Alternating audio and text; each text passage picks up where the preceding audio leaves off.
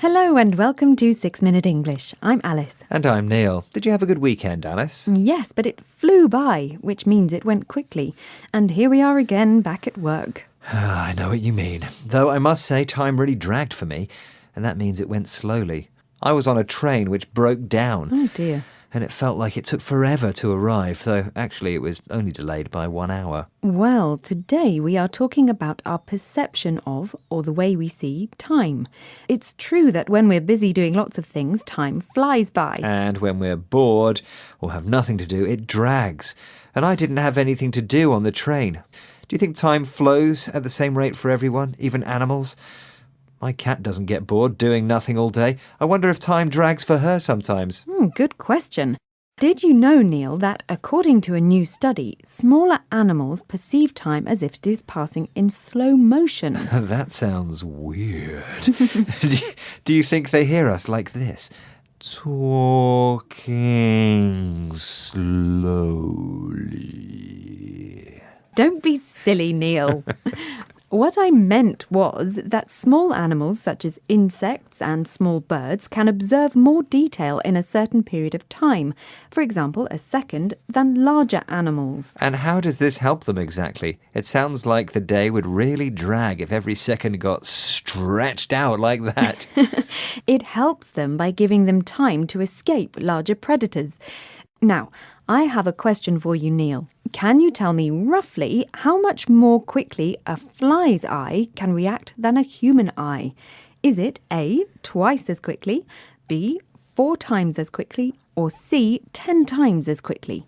Well, I'll go for C 10 times. Flies are pretty nippy, and that's another word for quick. Yes, well, we'll find out later on if you got the answer right or not. Now, small animals can typically process more visual information than we can. But in a dangerous situation, our brains can work in overdrive to process information more quickly. And overdrive means a state of extreme activity. Let's listen to Raza Rumi, a writer and broadcaster in Pakistan, talking about the unusual way his brain worked when gunmen opened fire on him in his car.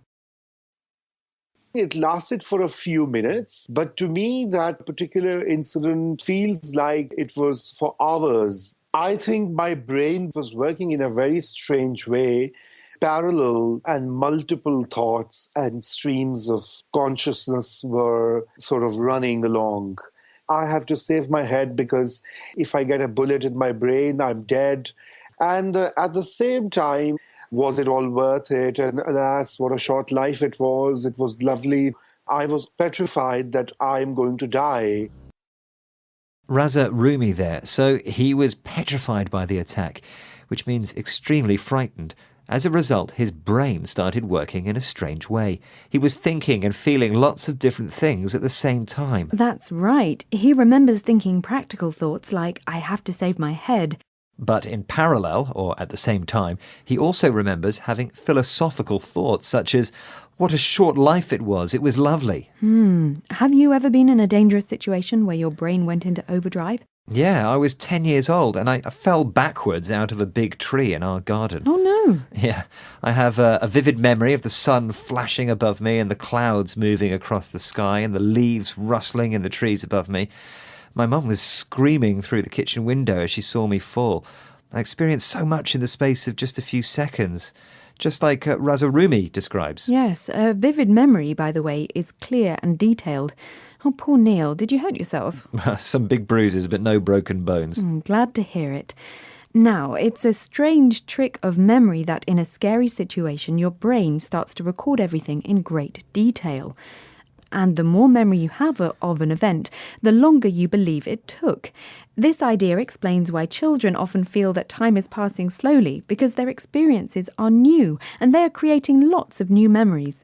Whereas boring grown-ups like us are following routines that don't require new memories because they're so familiar. But let's listen to Claudia Hammond, author of Time Warped, talking about how we can stretch time and make our days feel longer in a good way.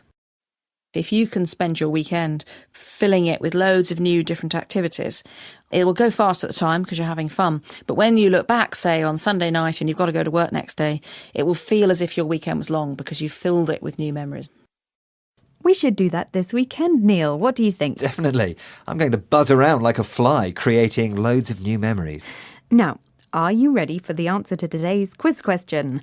I asked roughly how much more quickly a fly's eye can react than a human eye. Is it A, twice as quickly, B, 4 times as quickly, or C, 10 times as quickly? And I said C, 10 times as quickly. The correct answer is B, 4 times as quickly. Flies have eyes that send updates to the brain at much higher frequencies than our eyes because they can process the information more quickly. This speed illustrates the impressive capabilities of even the smallest animal brains. Well, before we buzz off, perhaps we should hear the words we learned today. They are flew by, dragged, perception, nippy, overdrive, petrified, in parallel. Well, that's the end of today's 6 Minute English. Remember to join us again soon. Goodbye. Bye. 6 Minute English from the BBC.